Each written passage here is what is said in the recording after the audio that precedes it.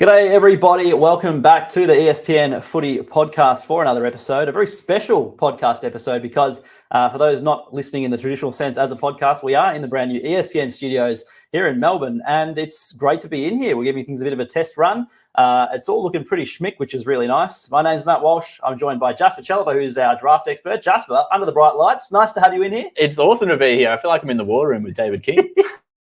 It's very good. We've all got our laptops as well. Jake Michaels, things are looking pretty nice down here. Well, it's a significant step up from where we did our first episode, 6 years ago? 5 and a bit years ago. Yeah, we were talking about this before we came on air, and the first one we did was just in the makeshift cinema in the ESPN or in the Disney studios. Putting dining tables together. Correct. Flipping up the microphones, mics. using really old school sort of tech. So, things have come a long way, and things have come a long way in this studio. I remember being in it about 2 or 3 months ago, and it was a bit of a concrete shell. And now look at it; it's absolutely beautiful. So if you are listening as a podcast, highly recommend you check out the socials. It'll be on YouTube, the Footy Tips Twitter. We'll have it up there, and you can sort of see the surroundings. And hopefully, we'll be using this a little bit more. I think we will. Stay tuned. Absolutely, stay tuned. But that's not what we're here for. We are, as you can see in the background, here for a bit of a draft special. We're going to talk all things draft. And Monday's the big day, Jasper, and it's creeping up really quickly. It's the first of 2 big days. Firstly, I guess, how are you feeling? Because it's all sort of coming to a head after a year of massive work for the website at espn.com.au/AFL. Yeah, this is like Christmas for us, draft watchers. It's Monday, November 20th. That'll be the first 20th, my apologies. First round. Do you prefer this to, say, the grand final? I love draft night. Yeah, so they all you with the brown one. Yeah, with the knowledge that Essendon will never be in that grand final. Yeah, I think this is my Christmas. So it's going to be a bit of an elongated first round, though, we feel. So the way that the AFL has structured things, there's going to be free agency compensation. Obviously, there have been AFL assistants picks handed out. There's going to be some trading of picks potentially, and there are going to be drafts bids matched. So basically, we could have a night that actually drags out a little bit longer than what we would traditionally see as like 18 picks. Exactly right. I think we might see 28 picks on that first night in the first round. That's because we've had guys like Tom Dodie leave and get compensation for that in end of first round. But you've also got 4 Suns Academy players who I think will have bids matched. A Dog's father son and a Hawk's father son as well. So it really extends out. It's going to be a long night. It might even be longer than the second night. I think they'll be about the same. Right. So that'll be the first round on the first night, and then the second round onwards on the second night. And the first round could be longer. I think so. There's a decent chance we might see 56 or less picks. Interesting. Well, before we crack into some draft discussion and maybe a bit of a live phantom draft as well, Jake, there is some news floating around. So the fixture has been released midway through November, maybe a little late for my liking. I don't know about you, but I like to sort of plan out my travel year. plans. Yeah, You put your leave in like 18 months in advance. That's all right, isn't it? It's got to make sure. Can't even book flights that far in advance. Yes, but so the big news, I guess, coming out of the fixture release is that it's not just round one. We're going to have an opening round, which is a pre-round one, which would be round one. Round one. And then round one would be round 2. Can you try and make some sense of this for me? I can't. I have been trying to make sense of it since it was announced. It doesn't make any sense. And I don't get why it's an opening round into round 1. That, by definition, is round 1. Yes. Whether you want to have 1 game 4 or the full 9, that's the first round. So it's a bit strange which the way in which they've done it. And I don't really like it, to be honest. It doesn't. I can't find any particular reason as to why they've done it. A lot of people are saying, with the NRL taking their product to Las Vegas at the same time, but it's not the same weekend. Yeah, it's a different weekend. It doesn't match up with that. So you're not tapping into that market. To only have the 4 games when the interest should be as high as ever.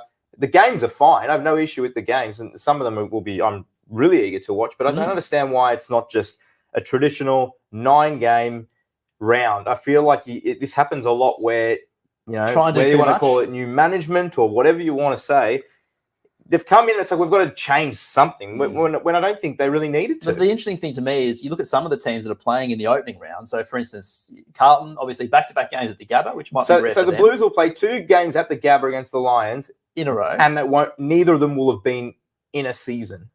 Like in a home and away season. That's a very ESPN stat for you. But also, then they'll have a bye in week 3, so in round 3. So it's kind of this weird situation where they're going to be chucking these extra. It doesn't make a lot of sense.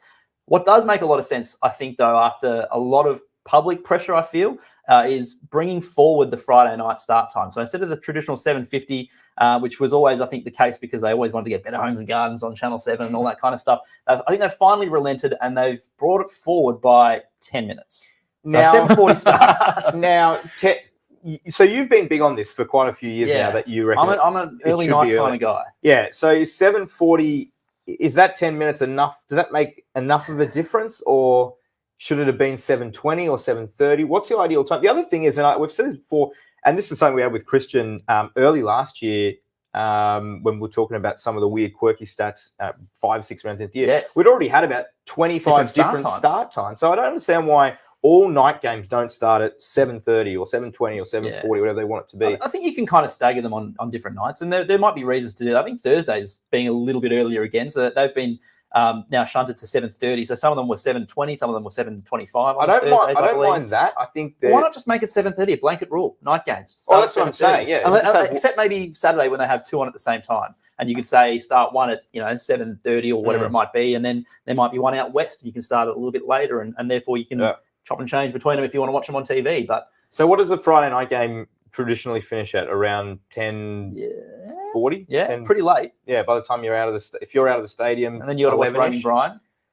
Well, if you're at home, you get the pleasure. You're thinking from a journalist perspective. What time do you get out of there? But I don't think 10 minutes is going to make a huge amount of difference. But at the end of the day, you're going to get into bed 10 minutes earlier. So, well, I got my wish with the Friday night start times. You got your wish with more Thursdays. So as it stands at the moment, most of the rounds have been scheduled in. So the final 9 weeks of the season haven't been scheduled in. You say most, but it should be more. It should be more. I feel like we're at a stage where we don't need to have a floating fixture. We don't need to have those games up in the air. We saw last year they kept pushing back the release of the last couple of rounds until the last possible moment. Yeah.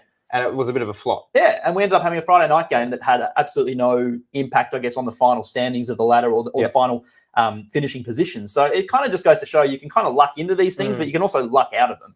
And there'll be fans out there who are disappointed they won't be able to book in their travel as early as they might like as well. So I don't really see the logic of it. But Thursday nights, every week except the bye weeks. Yeah, and that is as big a tick as you can give the AFL. Yeah. I think that's great. I think that was... Happy to bash them, but give them a tick when they need it. Well, of course. And I think it was quite clear by the public, I think players like it, I think fans like it.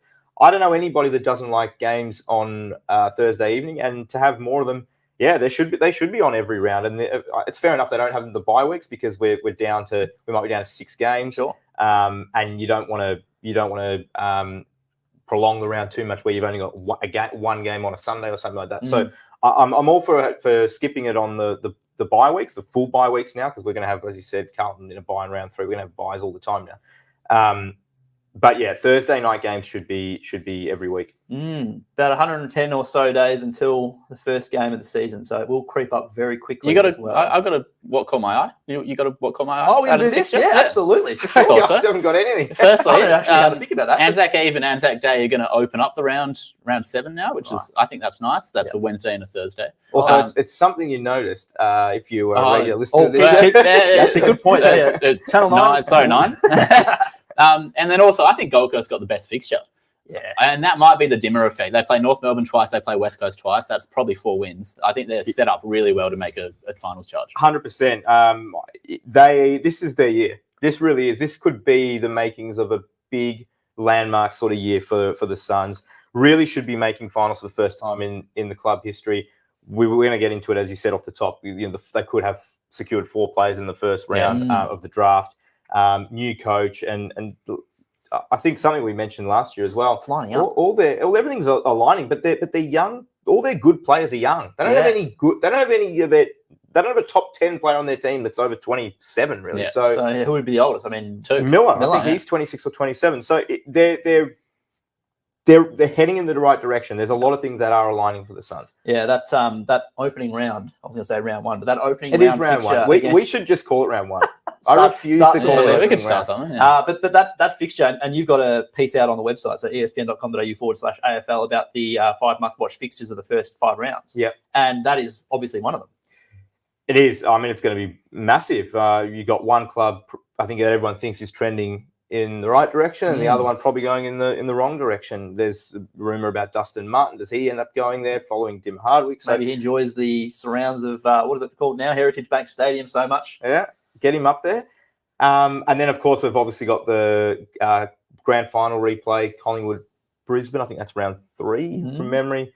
As you said before, Carlton go back up and play Brisbane in that prelim final rematch at the Gabba. So there are a lot of great games to look forward to early on. Absolutely. But we're here to talk about Monday. Monday is the big day, and there's heaps to play out. So obviously there's many moving parts still, Jasper, to all this. So obviously West Coast have pick 1, and they're probably not going to be trading it, despite sort of rumours up until recently where Harley Reid could have been on the trading table. However, North have the next 2. There's some big names there. It's going to be the Suns' biggest draft since ever, as we kind of said before, because certainly At the end of the day, there are these academy players, and this might have been why the Suns kept sort of pushing picks back into the next year and into the next year, and you kind of think, why are they trading players and getting picks in, and salary dumping, all that kind of stuff. You can kind of see the logic now, right? Yeah. Because as you said, there could be 4 players selected in the first round alone, and these are players that are Jed Walters probably the most highly touted key position player on the board. Yeah, 100%. Ethan Reid, a tall ruck kind of guy as well. We've got Jake Rogers and Will Graham, these sort of midfield picks. So they could have all 4 picks done and dusted by the first evening of the draft and have added to their list significantly, all in about an hour's worth. And all 4 of those guys would be expected to be playing for them next year. Yeah, well, they're all really physically developed, and I think what you see from the academy boys, Caden Cleary down at the Swans as well, is they're more professional and they're more physically developed than other kids around the country. So interesting. And we talk about depth a lot and how the comparison between, super drafts and all that kind of stuff. But where does this draft sort of land? Because we are talking about these, quote unquote, big names. And I think the way that footy media goes and the more that people consume, the more people know these names earlier. But how does it compare to previous drafts? Because we have this sort of indication that I'm getting, having done a lot of reading, a lot of listening and chatting to you, is that there are probably these sort of like top 6 to 8 draft prospects, and then another smaller group that goes beyond that, sort of maybe 10 to 12, and then it starts to fall away a bit. Where are we kind of seeing the real top end talent here? There's a consensus in a top 8, I reckon. Yep. And then if you want to include Suns Academy boys, I have 3 in my top 12, and I think the top 12 is fantastic. Crazy. So I think we're going to get a really good top 10 this year, and that's kind of the pinnacle of previous drafts when you look back and you say that was a super draft. So so just going back to West Coast with pick 1, obviously they still hold it. What's the likelihood? Because they still worth noting, they still can trade it. As soon as things open up on draft night, they can potentially trade it. They can make a trade. What do you reckon is the likelihood of that happening? What do you give it a percentage-wise that happens? Live trades have been around for about 3 years now, and we haven't seen in the last 2 years much. Last year, Hawthorn traded up with the Swans to grab Josh Weddle. Great result for them. This year, pick 1, I give it a 5% chance of being moved. I don't think it's going to happen. I think they probably have by now told Harley Reid that they're going to be taking him, and I'm pretty sure he's really happy to go over West. So it was pretty clear they weren't going to give up this North.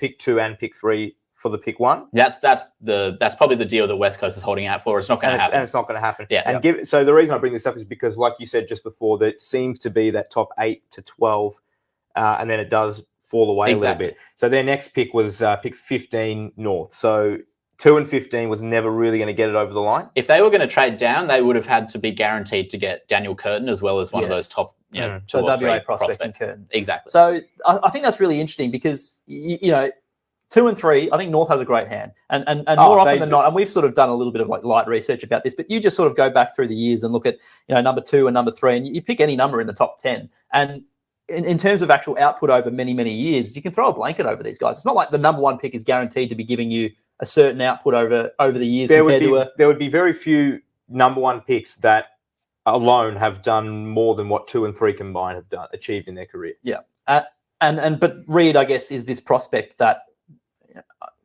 I look at him and I can't believe this kid is 18. Yeah. And you kind of look at the body and the shape that he has, and you think this is a 25-year-old who's had many pre-seasons and this kind of stuff. But in terms of a prospect and a football player, how good is he? Yeah, he's special. He's the best underage player I've watched through my time, and that includes his bottom age campaign, which was incredible. He would have been a top pick 1 candidate last year. if that was his top age campaign. For me, Dustin Martin's the best comp, and he's just got these explosive attributes, professionalism and maturity at his age already. He's done a lot of media, he's done a lot of chatting to recruiting teams, and he knows that he's the best player in this pool, and he acts like it. Do you expect him to be further advanced than what Nick Dacos was by the end of his first season? No, Dacos is. I mean, his first 2 years have been unheard of in the AFL. So you different kind of player. You can't expect that of him. And I ask that because I think by the end of year 2, Dacos very different. I mean, he could have very easily won the Brownlow medal if he didn't get injured. But by the end of year 1, he was probably on the cusp-ish of the sort of top 50 players in the league. Yeah. Do you think we could be saying that about Harley Reid by the end of 2024? Yeah, good point. Like, I reckon he's going to a different club. His club's not going to be as good, which will make it much more difficult for him. But if he was going to a Geelong or a Collingwood, he could be in the All-Australian squad. But we're expecting Reid to be in the centre bounce for a lot of this his first season, compared to someone like Dacos. So he's going to get the opportunity, he'll have the chances, right? Yeah, he's best 22 right away, obviously, and I think he'll be one of West Coast's best players from the get-go. If he's goes to West Coast as we're expecting, and this is not a shot at the Eagles right now because they are clearly struggling, as we all know, but is he already in their top 5 players before he's played a game? Yeah, if you look at a guy like Jeremy McGovern in that top 5, despite the injuries, I think he's right up there with their very best, and maybe he's a best and fairest chance next year. We saw it with Harry Sheezel with North Melbourne. Yeah. Came close. Well, we're seeing it with Victor Wembanyama in the NBA. I mean, just goes in and it's that immediate impact. It's almost hard to believe, and you wouldn't think this sort of 15, 20 years ago that first-year players can come in and win a best and fairest. But these days, it can happen. And we've seen it has. Yeah. So it's certainly interesting, and these guys are just as professional as they've ever been. And it's they are, and they come in far more advanced. And we've spoken about this numerous times over the years on the podcast. The players today, even going back 5-6 years ago, they just come in so much more ready now than they ever did. We mentioned it a little bit before, but trading picks on the night, so live trading. There's a little bit of a whisper that there might be a bit of this happening in this draft, especially maybe on the first night where clubs realise that players might either slide past where they think they might go and they think they can get up a bit. And as you kind of say, the depth around this sort of 8 to 10 to 12 mark, there might be some scrambling by clubs to try and get into that spot. Especially clubs, you look at the draft order and there are clubs like Geelong, GWS, Essendon, Adelaide, Melbourne that are kind of in that sort of mid-first round range that might be looking to do it. Do you see any of these clubs trying to make a play to move up the board? Yeah, well, it comes into play when you're talking about how even the draft is after that top 8, top 10. Yes. And that's why clubs think there could be sliders and there could be bolters on draft night, and that's why there might be a lot of picks traded. There's 2 from AFL Media kind of reported already, which is Brisbane's going to trade up for Gold Coast pick 24. So they'll get into the first round, and then Fremantle will trade up for pick 38 from the Gold Coast as well, which is just then the Suns being able to match bids with more points. Now, so they're already going to be moving up before Harley Reid is taken with pick 1.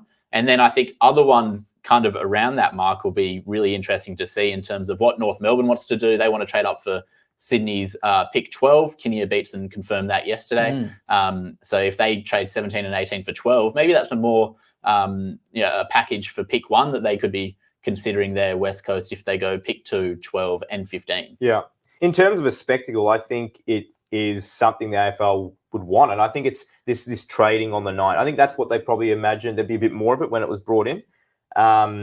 Because the draft itself can be a bit, not stale, but you have such an idea of, with all the phantom drafts and the amount of work that go into it now, you kind of have a really good idea of who's going in each spot, certainly in the first round before it happens. The last kind of surprise I can remember is probably Will Phillips going pick 3 to North Melbourne. That was a huge surprise. Other than that, there's no shocks in these drafts. Yeah, I guess you see enough tape and you talk to enough people and you go on the family visits and all that you kind of know what you're getting into in advance anyway. So, well, I guess what we're going to do is go through a bit of a phantom draft live on the show, bit of fun. But we're going to do the first round, after bids. So we'll get out to sort of 28, as you kind of said. But there are a few other teams in there that don't have picks until a lot later in the draft. And one of them is really interesting. So Port Adelaide, obviously 69 is their first pick. And that's before all bids match and all that kind of stuff. So they're well out there. What do you kind of see Port trying to do in this draft? Yeah, I think there are a couple of nice South Australian prospects around that mark. Yeah. Because South Australia had a really poor carnival.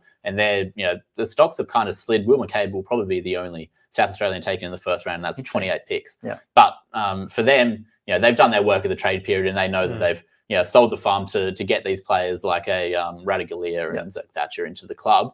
Now it's just about consolidating the best team that they can get and trying to win a flag. Well, we've talked about Port a lot on the podcast and how they underachieving is probably not the right word, but I guess they have in recent years, and that the pieces are kind of there. And you talked about before nailing one draft in particular, and Port managed to do that a few years ago. So they kind of have the pieces there, and having a good trade period as they did. Yep. I guess they don't need to go after the young, fresh prospects.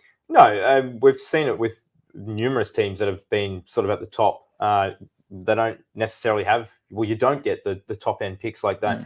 The problem with Port last year was and we forget how dominant they were in the midpoint of the year. They were just about co-flag favourites with Collingwood, longest winning streak in the league.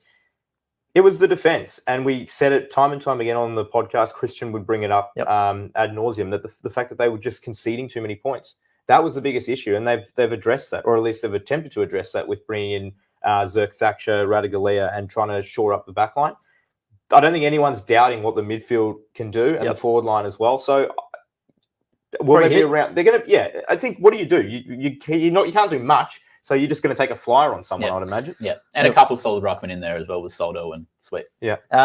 So if I guess from one end of the draft board to the other, we might as well start with round one and look at West Coast. They're picking Harley Reid. Yeah. So talk to us a bit more about Harley and what we can expect to see from him, especially early in the next season. Well, recruiters didn't know if he was going to back it up because he was 18 months ago. He was anointed this number one pick that we haven't seen before.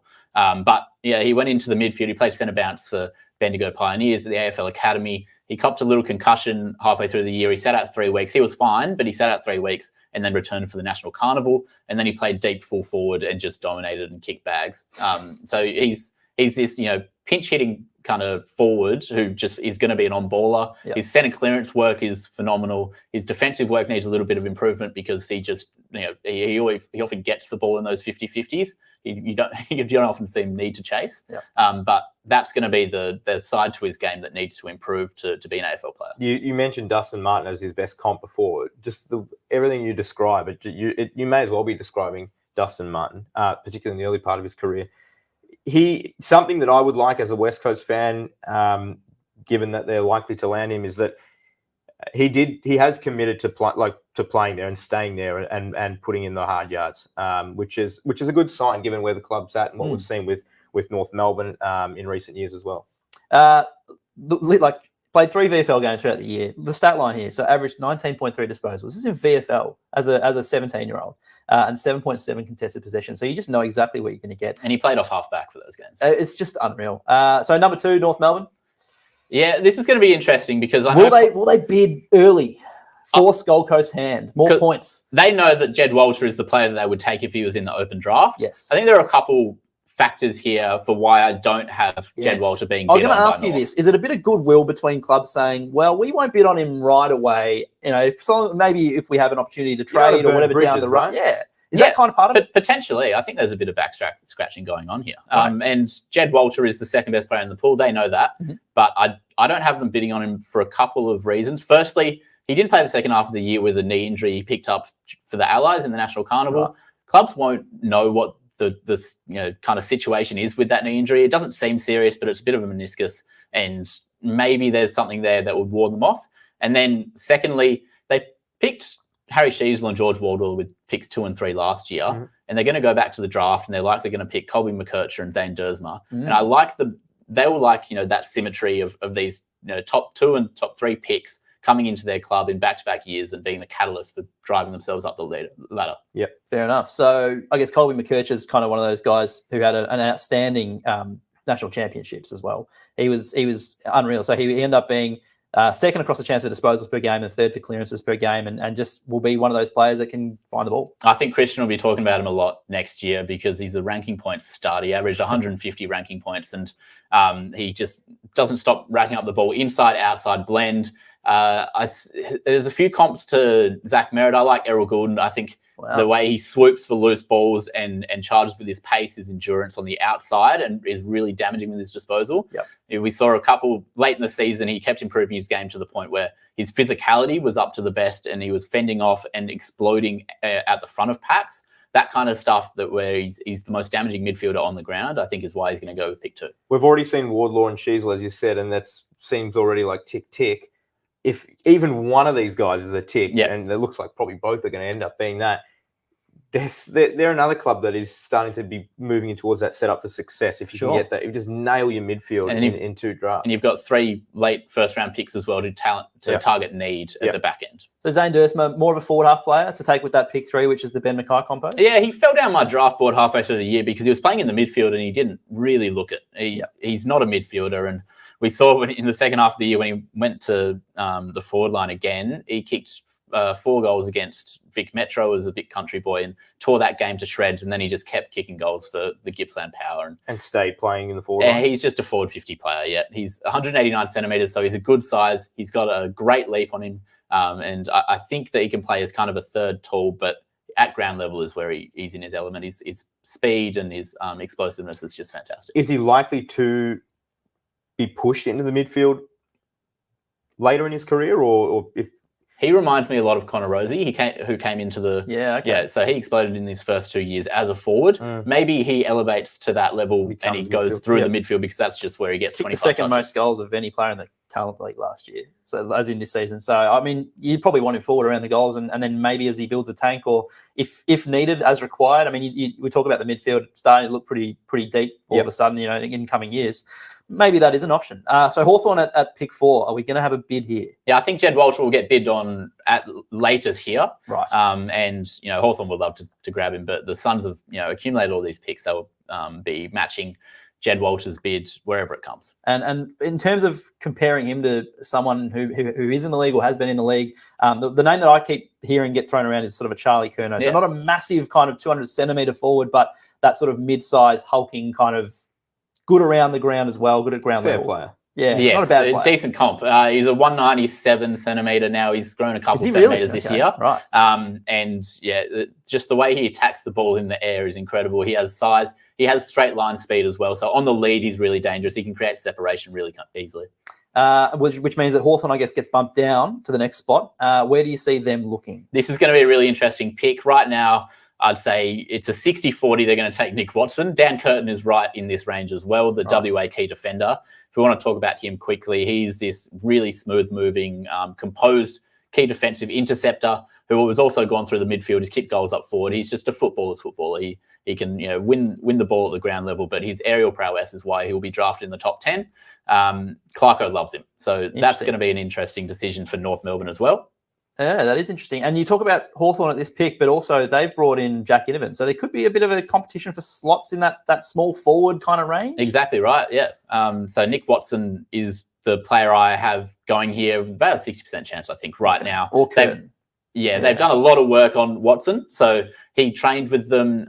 They've seen him kind of play throughout the year. He's kicked 70 goals across all competitions this year. He's played for 4 or 5 different teams, including school representative footy as well. That's wild, isn't it? He's 170 centimetres, so he's a really diminutive figure. Interesting. Bit of a Cody Waitman type, where he attacks the ball. His aerial prowess is awesome for his size. And then the pressure around ground level is going to be really good as well. Speaking of Waitman, the Dogs do have the next pick, so they'll be pushed down to number 6. Where do you see them looking? They want to restock their midfield, I think. I don't know if that has anything to do with what they think Bailey Smith will be doing in his future, but with McRae, I think with Smith there or not, I mean, they do need that. It's as clear as anything. There was far too much reliance on Bontempelli and Liberatore last year. With Libba's 31 now, McRae's hitting 30 now. Even Bont's getting a little bit older as well. So I think Riley Sanders is the perfect fit here, the inside beast of this draft. He won the Lark medal as the best player at the national championships. And another Tasmanian? Yeah. So there's been 2 Tasmanian taker with Colby McKerch and Riley Sanders now. And he just does not stop racking up the ball. Question for you. We'll get back to, I guess, Sanders in a second. But in terms of the Tasmanian prospects that you start to see now and the impending introduction of a Tasmanian team, would clubs be considering maybe the fact that there might be a go-home factor in coming years? I tend to think we're a year or 2 away from that happening, but it's going to happen. It has to.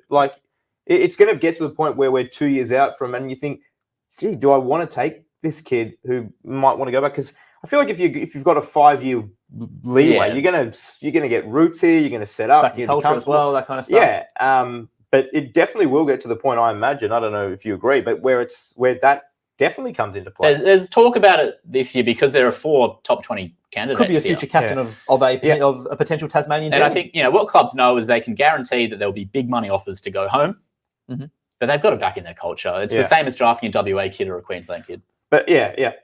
So Sanders, as you mentioned, so number 1 disposal winner and equal number 1 score involvements at the under-18 champs. So just had an absolute blinder. And as you say, we'll just find the ball. He just does not stop finding the ball. Inside, outside. His outside game developed really well this year. And he went from, I think he started about pick 15th ranked on my power rankings to start the year. And he's into the top 6 or 7 just based off his ability to damage on the outside. Is he a bit like Jack Macrae? I love Macrae's ball use. Macrae's ball use is fantastic. Sanders doesn't have that, but he does have the ability to just link play together with the chains. I think he's more of a Tim Taranto type. Right. Interesting. So the D's are next on the board. Obviously got that pick from Freo last year as part of the Luke Jackson trade. Do you see them taking a player? Or is there going to be another bid match here? Because he talked about a lot of these Gold Coast Academy players being match bids early. Yeah, I tentatively have a bid here for Ethan Reid, who I think has a lot of similarities to Luke Jackson. When you look at the D's list, they really need something past Max Gawn. Yeah, okay. They brought in Darcy Fort, but they really need something past Max Gawn into the future. And I think Ethan Reid would be perfect for them. The Suns will be matching this. He's 202 centimetres. He's an absolute unicorn of this draft. He ran a sub 6-minute 2-kilometre time trial, which was good for 3rd in the entire draft pool. And his ball use, his skills for his size. I think he'll start his career as a defender because he's a little bit, he's a bit of a beanpole right now. He won't be a ruckman to start his career, but off half-back, he'd be perfect. And then, so I guess after that, you're looking at the D's looking somewhere else. So potentially this is where Dan Curtin gets taken? And this could end Dan Curtin's slide. He could be taken with pick 2 at North Melbourne. So he has a range of... And I think the latest he'll be taken is here with Melbourne at pick 8, including 2 Suns Academy bids. He's been so highly touted for a long time. He won the best on ground for the grand final curtain raiser last year, where he kind of announced himself as a top 5 prospect. Right. And then this year he's had another growth spurt, 197-ish centimetres, and he can really find the footy as well. He uses it well. He rebounds. His transition game's awesome. He went into the midfield and looks like Bontempelli at times for WA. So there's a lot to like. So obviously played Waffle League as well. So played against the big boys. Exactly right. And he looked really at home. There are times where he got out muscled. He's 18 years old, obviously, but I think that did nothing but solidify his credentials as a top 5 prospect. Jake, D's going back to the well in West Australia. We're not scared off by the Luke Jackson's happenings and being traded after a couple of years. Well, it's funny you say that because you just said, Jasper, that they need to look past Max Gawn. Well, they had that. They had that with Luke Jackson, and then they went with the Brodie Grundy experiment. So it'll be interesting to see what happens, I guess, with them. And I guess the other area of concern throughout last year was this year was the forward line and whether they needed to sort of bolster the stocks there. Yeah. So I think the D's are still close enough around the mark to be a contender this year, though. This pick's also the first live trade candidate, I think. This pick for Melbourne, and West Coast will come for it. I think if they want Dan Curtin, they'll offer their future first. I think that's a live possibility on draft night on Considering, Monday. I guess, the range that you have him being at, he's a top 5 prospect. Well, I think they probably haven't rated in their top 3 or 4 yet with Colby McKercher. So keep an eye on that. So potentially, and Jake, if you were Melbourne, would you accept the Eagles' future first, which is likely a top 2 pick next year? Well, I think you'd have to. Great question. I mean, the D's are poised to go again regardless, right? I think that's a great call. I think that's a no-brainer. I think it's a win-win for both teams. And it's one you can kind of shake hands on, and I think there's no losers.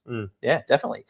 So the Giants have the next pick, which will be pick 9. That's tied to Richmond, so obviously got that in a trade last year as well. Where do you see the Giants looking? Yeah, it's going to be interesting one. It's going to be really interesting because they've got their key defensive stocks are awesome, and they've obviously found Sam Taylor, and what they've done in previous drafts has gone to the well with key defenders, and they've kind of brought in like a Leclerc and that type. So they don't need to go key defender here. I think this is where Conor O'Sullivan will be highly sought after for a lot of teams. Hawthorn, North Melbourne, Adelaide in particular will be really interested in trading up with GWS to secure this pick. As it stands, I have the Giants taking another Tasmanian, so 3 in the top 10. James Leake, this half-back, really athletic, incredible mark for his size. He's 187 centimetres, and then he went forward and kicked 5 goals for the Tassie Devils in a final to end the year as well. He has played himself into top 10 conversations, and I don't think anyone would be surprised to see him taken this high anymore. Really? Yeah. So the Giants are kind of in this strange position, and They have a number 1 pick waiting in the wings as well from last year who didn't see a lot of game time. So there could be a lot of this big talent coming into this team in a hurry. Absolutely. It's incredible how quickly Adam Kingsley's turned this team around, and the way we perceive the Giants, where they were rebuilding beforehand, but now they look like a real grand final. Just on Aaron Cadman, do you expect a bit of a leap from him next year? Yeah, I looked at his stats, and he finished the VFL really strongly. I think he was top 6 or 7 in the VFL for goal kicking. He finished he kind of finished up there, and he actually started kicking a lot of goals. So I think that we can expect him to be a best 22 candidate. Key position players do take a bit of time sometimes. Cats, rare top 10 pick for them. Where do you see them looking? Very rare top 10 pick. They took Jai Clark last year. Obviously, they got the Gold Coast pick, which was included in their thinking for the Academy boys. But Nate Caddy, I think, really appeals, and a decade on from them, bringing his uncle. Uncle? Yeah. Is right? Josh is his uncle. So Nate he's 193 centimeters, so he's a little bit shorter than your usual key forward. For me, he's taller than Charlie Kerner was in his draft year. He's bigger than Charlie Kerner was in his draft year, and he plays a lot like him with his speed, his attack on the ball in the air. He really clunks marks, and he can wheel around on his right foot and kick him from 55. So there's a lot to like about Nate Caddy. I have him ranked a bit higher than this and a bit higher than consensus, because I think he's the wild card of this draft. He could be anything, and you could be doing redrafts in 5 years' time and have him not going number 1 or 2. I think earlier in the year, you probably had him a bit higher as well. I think a lot of boards had him a bit higher. Yeah. Is he a bit of a slider this year? Yeah, I think he could be. He could be passed on by Geelong here if James Leake or Caleb Windsor come into their thinking as well. So I think there's a possibility that Essendon pick him up. I don't think any clubs are really trading up for Nate Caddy as well. Right. Interesting. So why is that? Why has he slid so, or why did you expect him to slide so far? He had an up and down campaign. He broke his leg on the eve of the season, and he came back pretty quickly from that. He had chicken pox, which ruled him out for 3 weeks. That was quite severe, I've been told. So he had a bit of an inconsistent campaign, but he still had games where he kicked 5 goals and had 25 disposals, because he can go through the midfield, and his ground level stuff is really good as well. It is interesting, because you say you could look back in 5 years' time and he's a top 2 or 3 pick from this draft. At what point in the draft do you pick for safety and security, knowing what you're going to get? And at what point does that transition to let's take someone with the highest upside, with the highest ceiling? And recruiters often talk about this: if you take the best available and the highest upside, or you take need, at what point you kind of do that. I think around 30 odd in this draft, you can definitely start taking need, because a lot of ruckman and key defenders, they're quite scarce in this draft, so you kind of want to be able to grab them. That's why they might go a bit higher. But I think that's fraught with danger. I think you should be taking best available at all times, and then I don't think you're going to get the best player in this draft outside of the top 8, in this draft. But I think there's still enough depth around to be taking best available. There we go. So the Dons are on the board next. Where do you see them looking? Because you mentioned a name before, Connor O'Sullivan, which is who you have in your most recent Phantom draft. Is he likely to still be on the board at this point? It's going to be interesting, and it might depend on a club trading up for him, because he is highly sought after. If he gets to Essendon, I don't think they'll trade back. I think they'll take him. He will be in their mix for the top 8 or 9 prospects that they really like in this draft, and he's perfect because he's mature, kind of 92 kilos already, key defender, 198 centimeters. He's a great size. He uses the ball beautifully. Allies coach Mark McVeigh gave him the Allies MVP after their undefeated national championships, and he absolutely raves about him. He thinks he's going to be an absolute star. Mature head from the Albury area. So he's travelled a lot through his footy, and he looks like a really likely type. Talk about this sort of range of the Dons at 11, Crows at 12. Could the Dons potentially also slide back in this draft? I know that there are prospects that they could almost split it for a couple of picks, or a pick in the teens and a pick further back. Is that also a possibility? Yeah, they've been linked to West Australian Riley Hardiman, who's a half-back. If they were going to slide back, I think they'd want to pick him up as well as someone else. Maybe a Zach Reed's brother, Archer Reed, is in this draft, another tool that they could consider. Yep. For mine, if O'Sullivan's available, they won't trade. If they're making a choice out of a Darcy Wilson and a Caleb Windsor, maybe they do trade back, and an Adelaide or a North Melbourne trade up to grab one of them. It's an interesting point, though. So, again, going back to what you said earlier, pardon me, once you get to pick sort of 12, there is that fall-off, or around about that mark, right? If you're pick 13, 14, 15, is it worth moving on from that pick, looking either at getting further picks down in the 20s, 30s, or whatever, or throwing ahead to next year's draft. Is there a kind of a dead spot? Not a dead spot, but is there a kind of a spot where you're not getting the value that you would in another draft? I think this kind of point of the draft is where if you don't have the player slide to you that you want, you can definitely be looking to trade out because that's where the gap is. Yeah, including those Suns prospects. This is where the point in the draft is where some clubs will hate it, other clubs will love it because there's a slide. And this is where we might see a bit more of that trading going on. Exactly right. So the Crows are on the board next at 12. Where do you see them heading? If they have Darcy Wilson and Caleb Windsor available to them, I think both suit them really well as running wingmen, really skillful, fast, and can accumulate the ball a lot. Mm-hmm. I think that's exactly what the Crows have needed for a long time. And for me, I think Darcy Wilson pips Windsor here if they had to choose. I think that's the way they would go. He's kicked goals as a forward as well. He's 186 centimetres, so he's a pretty good size. Are they both South Australian products, did you say? Neither are. Victorian. Yeah, Vic Metro, Caleb Windsor, and then Vic Country is Darcy Wilson. They've gone with Josh Rochelle with the Murray Bush Rangers beforehand, and that's where Wilson's from. Yeah. So the D's are on the board next again. So I guess if Adelaide doesn't take one of those boys, they'll probably look at the other. I think so. I think Caleb Windsor, if they will consider him at 8 because they love his speed on the outside of contest, his ball use going inside 50. I think that's what the D's really lacked in finals last year, and also goal kicking. But for mine, they're heavily linked to Colton Tholstrup, who I have going a pick after them. If both are on the board, I think Windsor will be taken, but it might be a bit unlikely that Windsor's still around this mark. I think I have him sliding a little bit here. So if Windsor isn't available, I think they'll take this enigmatic, really fun to watch WA forward Colton Tholstrup. There you go. So the Swans, you say that Tholstrup's on that list there. They also have an academy product of their own. So Caden Cleary, he's probably not in that conversation at that point to be matching bids. Yeah, they'll be confident that they've got ahead of a Cleary bid here. Yep. Yeah, excellent. So tell us more a little bit about Tholstrup. I've seen his name a little bit around, but can you just let the listeners and the viewers know a little bit more about what we can expect from him at the Swans if the Swans pick him up? Yeah, well, I have the Swans taking him because I think they've had, they love character. Yep. He's a really high character, mature leader. He's played all waffle footy this year with bigger bodies. He's done tagging jobs as a forward. He's kicked goals. He's averaging a goal a game. He's done a lot to really elevate his standing in this pool this year. And then he went into the draft combine and was dominant. He won the agility test. He looked really good in the 30-metre sprint, 20-metre sprint. And then he also did really well in the 2K as well, which shows a lot of maturity, I think, in professionalism in the way he goes about it.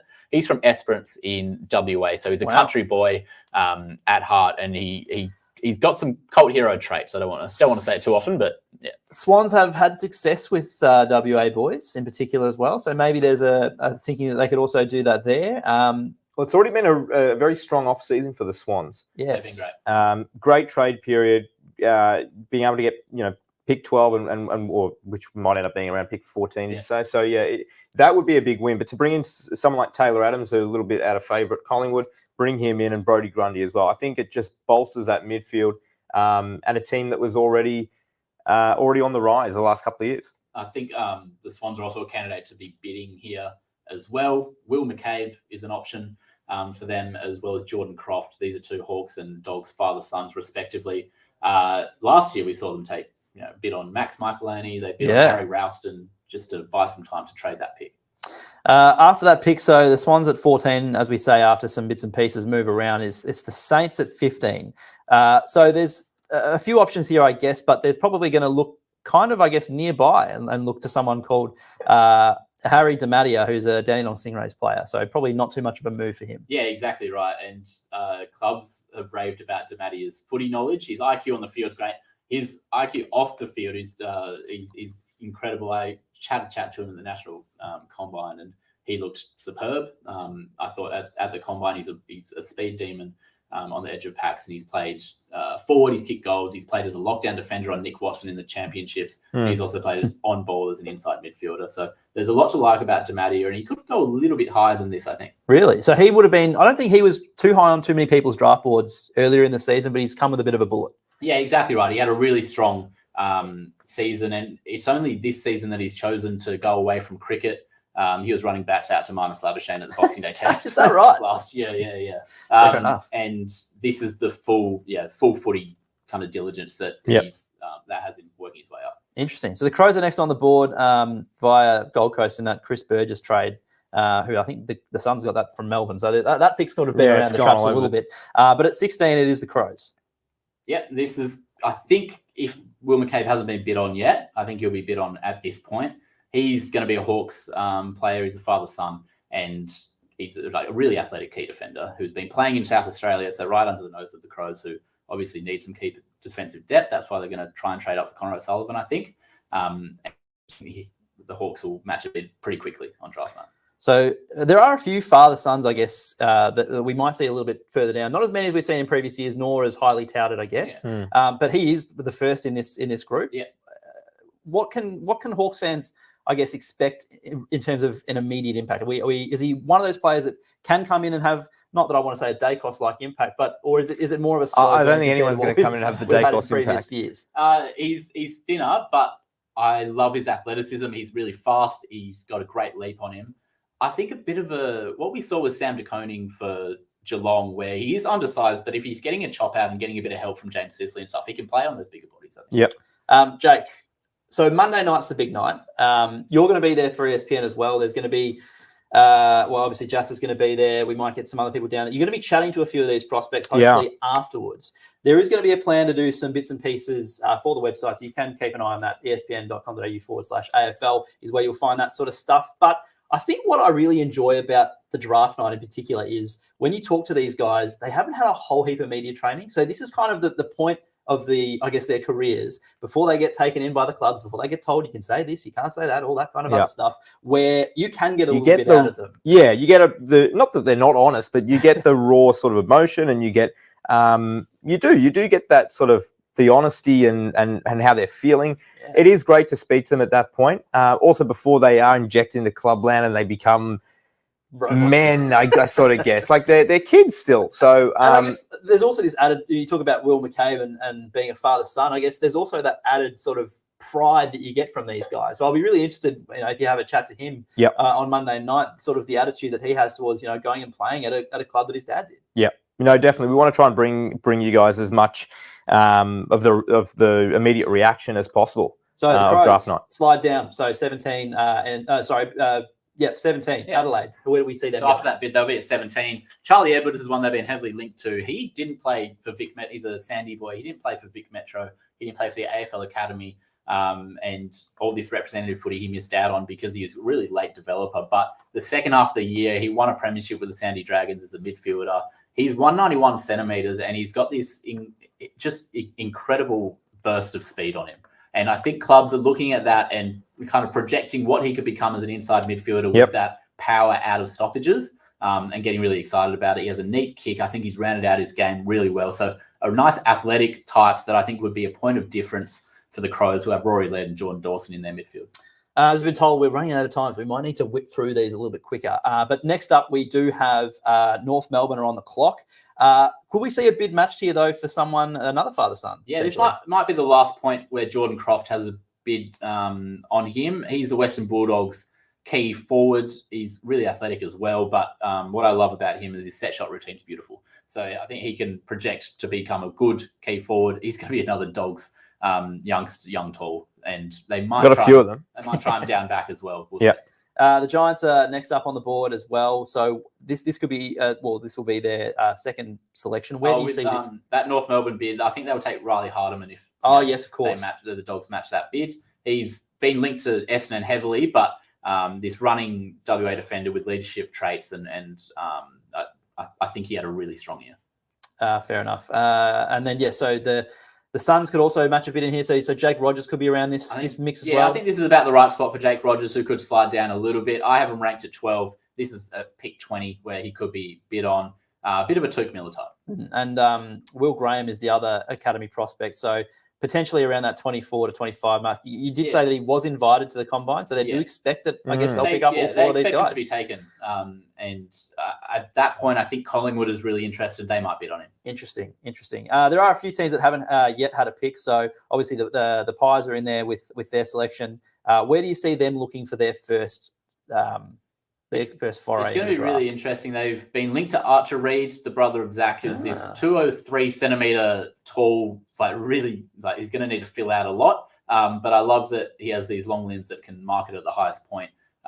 He's done a bit of ruck work as well. So I think he matches up with Collingwood in terms of needing some tools to develop. I have them taking Lamont Lual, who is this really speedy, athletic halfback out of the GLB Rebels.